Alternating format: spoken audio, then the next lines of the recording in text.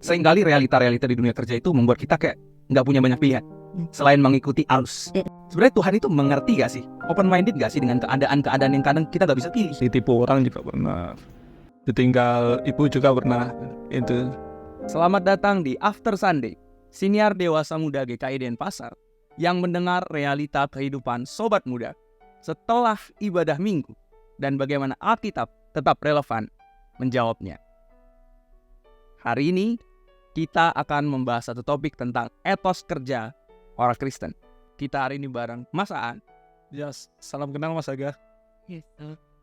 Salam kenal, dan kita bareng Kak Susan. Halo Aga.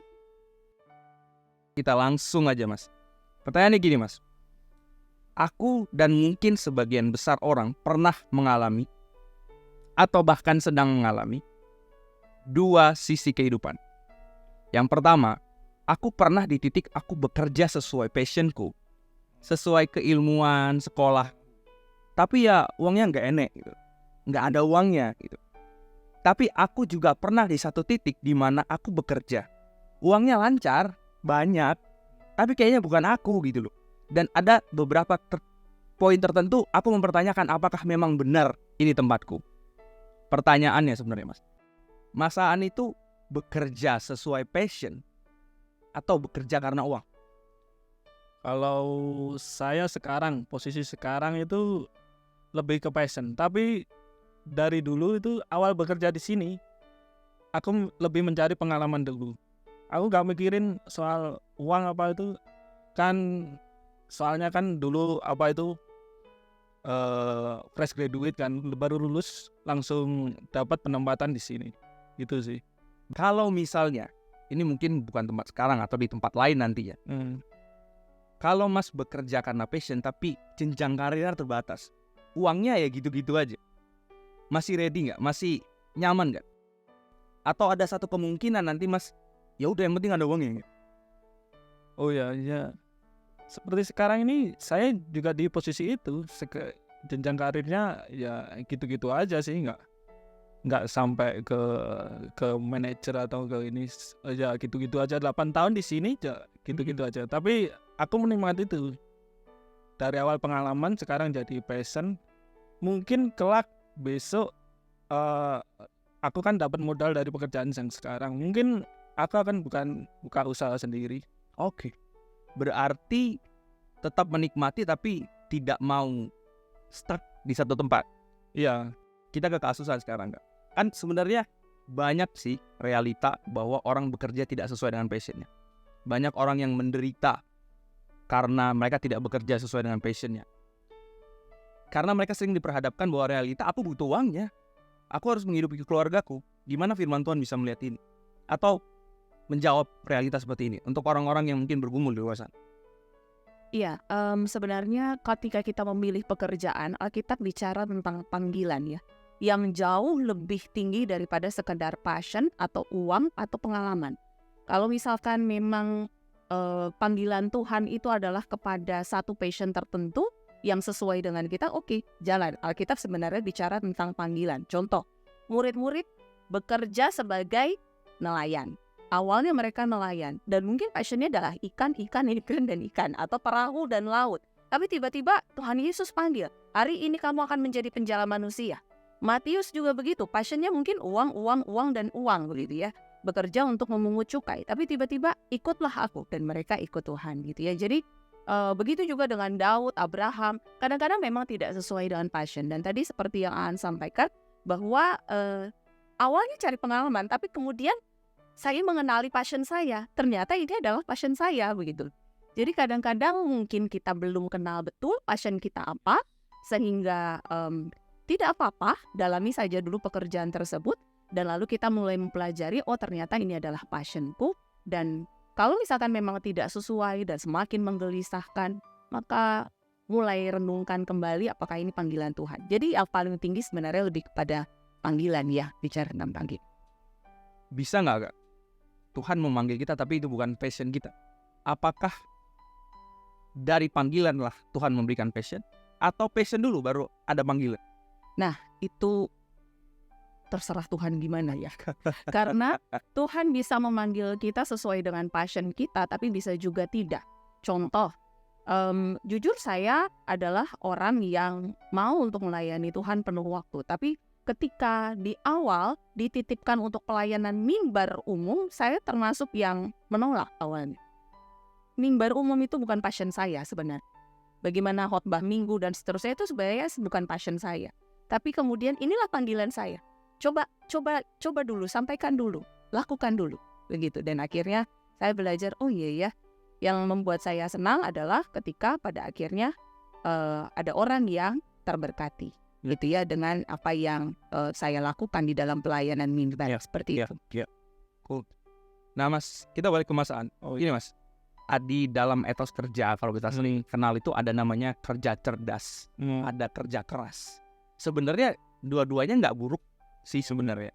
Nah, kalau di Mas Aan sendiri, Mas Aan tuh punya prinsip aku tuh bekerja keras atau bekerja cerdas sebenarnya.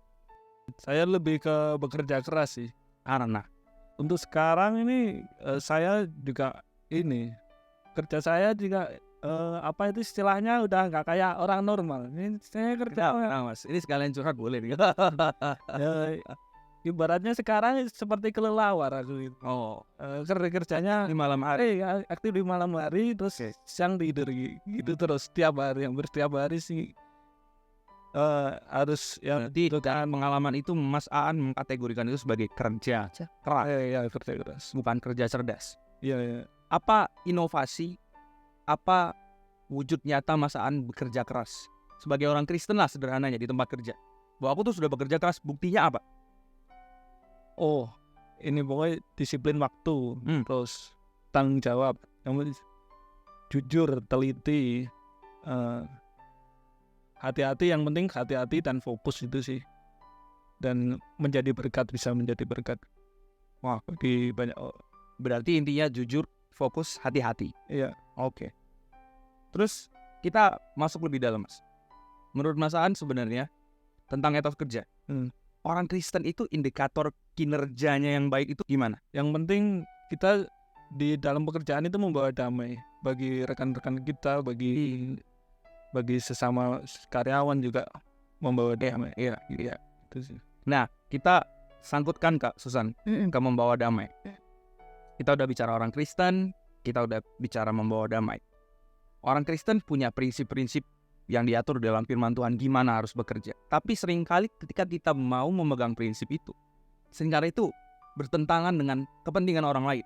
Sehingga ya mungkin tujuan kita membawa damai, tapi itu nggak membawa damai buat orang lain.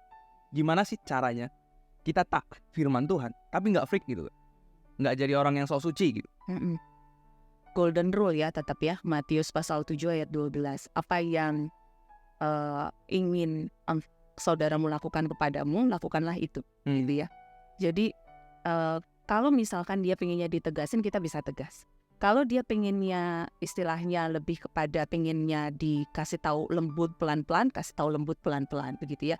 Jadi kita mencoba untuk menempatkan diri saja dalam posisi orang yang akan kita tegur. Tapi jangan sampai kita turunkan standar kebenaran. Jangan sampai kita menjadi orang-orang yang menyampaikan kebenaran KW istilahnya, demi orang lain suka gitu ya. Kebenaran tetap kebenaran, kejujuran tetap kejujuran, damai sejahtera bisa disampaikan ketika kita menempatkan diri pada posisi orang lain. Kalau seperti yang kakak bilang itu, seringkali realita-realita di dunia kerja itu membuat kita kayak nggak punya banyak pilihan selain mengikuti arus. Nah, sebenarnya Tuhan itu mengerti gak sih, open minded gak sih dengan keadaan-keadaan yang kadang kita nggak bisa pilih gitu. Jadi kayak misalnya pekerjaannya loadnya lagi nggak terlalu banyak, ya kita nggak punya pilihan lain selain yang mungkin leha-leha dulu. Ada yang nonton drakor misalnya, ada yang gosip, ada yang jajan, makan, ngemil. Itu sebenarnya kan itu kalau kita mau bawa ideal itu nggak sesuai lagi dengan penugasan yang diberikan. Tuhan tuh open minded nggak sih soal itu? Iya, bicara Tuhan open minded ya. Istilahnya kalau manusia open mindednya segini, paling pol nih manusia open mindednya segini, Tuhan open mindednya jauh lebih besar, jauh lebih open gitu ya. Sampai dia bisa melihat konsekuensi yang terjadi kalau kita tidak taat pada perintahnya gitu. Makanya Tuhan justru karena sayang sama kita, sangat open minded, Makanya Tuhan kasih tahu prinsip-prinsip apa yang harus kita kerjakan di dalam bekerja begitu. Tetapi perlu diperhatikan nih Haga. Ada yang namanya ketidakbenaran atau kesalahan, ada juga yang namanya keragaman begitu ya, atau keberbedaan. Contoh, ada orang yang oke, aku akan bekerja pagi sampai sore, habis sore aku nonton drama Korea. Ada polanya begitu ya. Terus habis itu ada juga yang aku maunya nonton drama Korea dulu pagi-pagi, Mbak. Habis itu bekerja supaya semangat ya kan, kepikiran opa-opa ganteng itu. Jadi akhirnya ya nggak apa-apa, itu berbeda tapi tidak lalai, tidak salah begitu. Jangan sampai istirahat disamakan dengan malas. Malas berbeda dengan istirahat. Yang salah itu malas, istirahat benar. Jadi ini saja yang perlu kita awasi, jangan sampai terkecoh. Jangan sampai keragaman kita anggap ketidakbenaran kita anggap sebagai keragaman. Iya.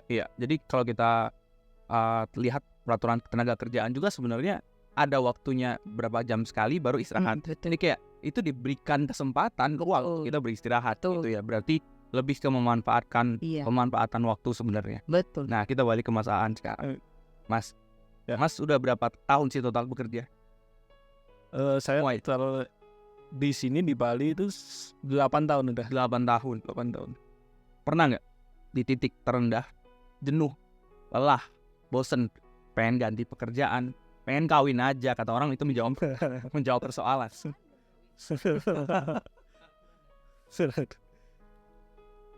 Ceritain Mas. Kalau lelah, bosen itu kan pernah. Apalagi awal-awal di sini juga baru seminggu udah ngerasain masuk malam udah ini hawanya itu istilahnya pengen balik aja. Tapi kan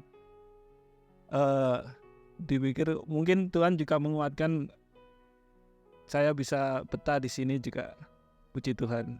Dan puji Tuhan juga titik terendah yang kayak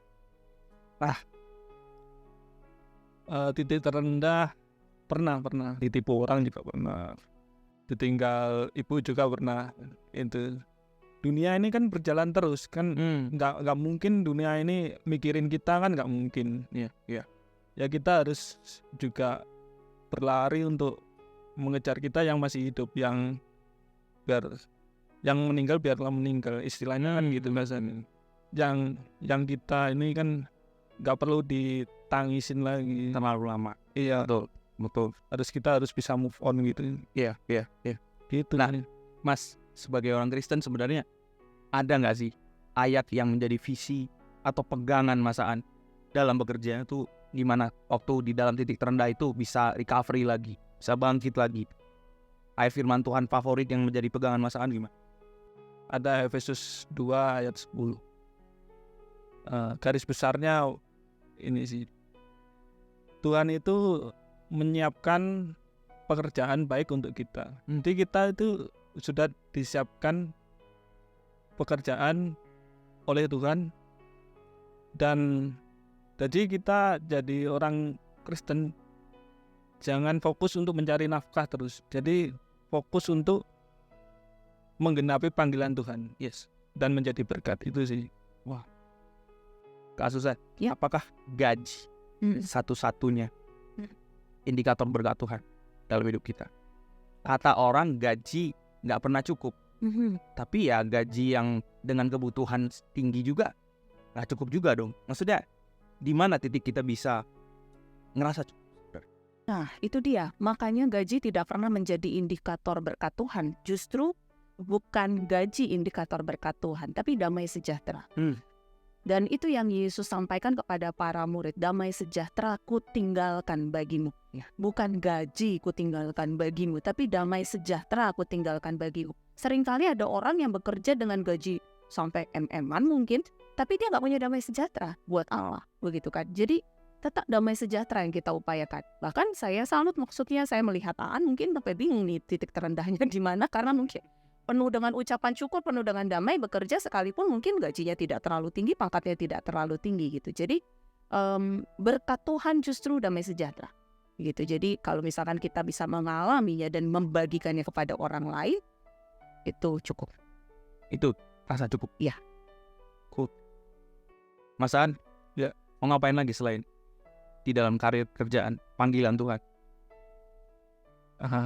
Sekarang ya tetap fokus ini kerja, terus ini aja aktif layanan juga, dan mungkin besok-besok ingin buka usaha sendiri. Buka usaha sendiri. Mas An punya pesan nggak buat teman-teman yang dengar hari ini? Dalam pekerjaan tuh kita harus gimana? Untuk teman-teman yang di luar sana yang karyawan dimanapun, pesannya sih tanggung jawab, tetap menerima panggilan Tuhan apapun itu, dan bisa menjadi berkat bagi orang banyak. Itu sih. Ikut Tuhan kemanapun Tuhan bawa. Ya. Cool. Kak Susan, pesan yang bisa nutup buat jadi berkat buat teman-teman yang mendengarkan. Iya, Boleh kan? kenali panggilan kita, kerjakan panggilan kita walaupun kadang itu tidak sesuai dengan passion kita. Karena kalau misalkan Tuhan yang memanggil, Tuhan pasti akan menyertai dan mendekat. Gitu aja. Tuhan memanggil, Tuhan pasti menyediakan Yes. dan menyertai. Yes. Demikian seri pertama dari After Sunday Siniar Dewasa Muda AGKI Denpasar. Kita akan ketemu di episode selanjutnya. Jawab nih.